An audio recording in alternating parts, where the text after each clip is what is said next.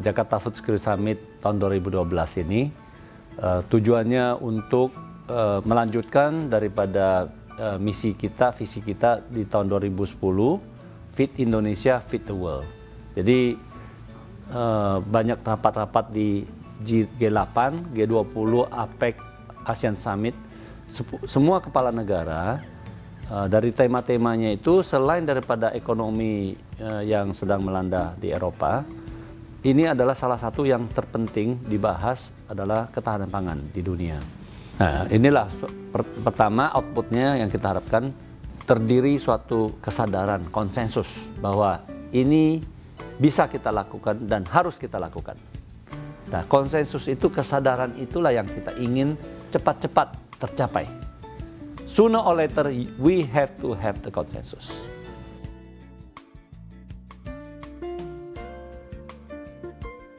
Pada kesempatan ini, Kadin Indonesia ingin mengadakan review atas apa yang merupakan roadmap yang telah dibuat 2 tahun yang lalu dan mengevaluasi hasil-hasilnya, dan dalam waktu bersamaan juga ingin mengevaluasi perkembangan internasional terhadap food security sehingga kita juga bisa ikut berpartisipasi bersama-sama, dan kita juga mengharapkan bahwa perusahaan-perusahaan internasional maupun perusahaan-perusahaan lokal bisa bersama-sama ikut berpartisipasi dalam program membuatkan roadmap baru untuk food security baik pada tingkat nasional maupun pada tingkat internasional. Tahun 2045 sudah akan mencapai 9 miliar manusia. Nah, bagaimana dengan penyediaan yang akan harus disiapkan itu 70% daripada yang ada, padahal lahan tidak bertambah. Global warming issues yang dimana akan mengurangi panen kita.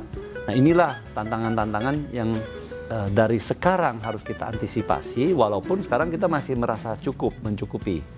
Nah, inilah yang menjadi tema utama dan akan berkala kita melakukan setiap 2 tahun.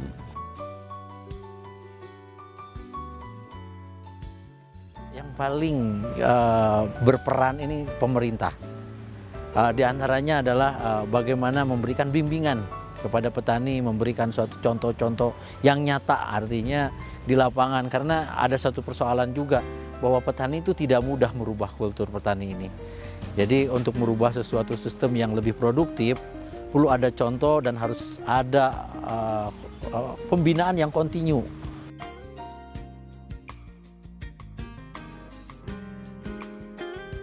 Ya, harapan khusus ke depan karena mangga ini diminta oleh banyak negara, memang kita harus serius membina, terutama ya para petani sini. Saya lihat SDM-nya masih rendah.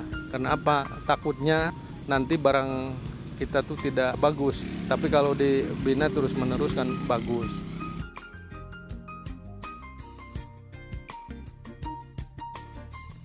Buah kita di luar negeri kadang masih kalah dalam harga. Harga buah Thailand atau buah yang negara lain lebih murah, sehingga mereka dapat menjual lebih besar. Kalau toh kita di sini, buah kita sama transportasi pesawat harganya lebih mahal di pesawat, sehingga apabila ada kebijakan yang kira-kira bisa membantu atau bisa menurunkan rate pesawat, kita sangat apresiasi sekali.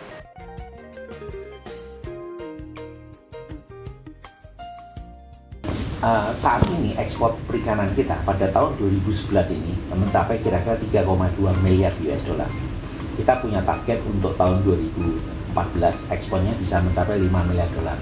Tetapi sebenarnya kalau lihat potensi laut dan lahan, sungai-sungai yang ada maupun danau yang ada di Indonesia, maka sebenarnya kita bisa garap lebih besar.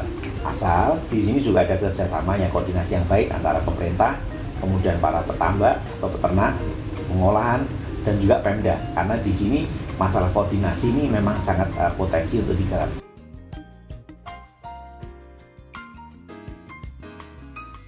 Dan sebenarnya pasar terbesar adalah Indonesia sendiri. Indonesia saat ini menjadi pasar luar. Nah, selama ini kita memaksa untuk ekspor. Padahal harusnya kita membina pasar dalam. Kalau pasar dalam negeri kita kuat, maka importasi ini pun tidak akan mudah memasuki pasar kita.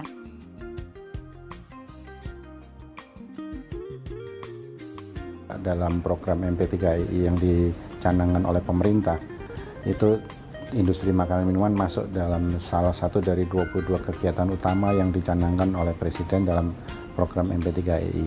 Di sini terlihat bahwa industri makanan minuman harus dipacu pertumbuhannya dalam rangka meningkatkan pertumbuhan ekonomi Indonesia.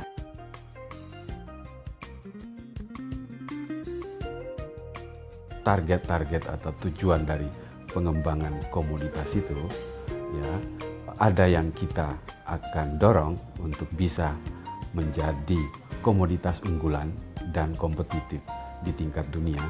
Ada juga yang kita dorong untuk memenuhi kebutuhan di dalam negeri.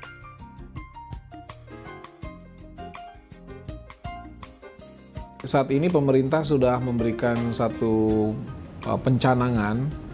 Nomor satu adalah swasembada daging. Nah, swasembada daging ini adalah sangat membantu bagi kami industri di dalam kerangka persiapan untuk peningkatan produksi kita di dalam negeri.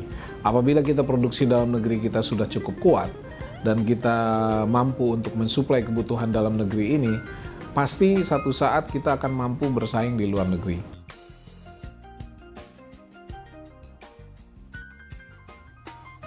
Nah, sini komposisi yang sebenarnya sangat bagus untuk suatu jenis komoditi.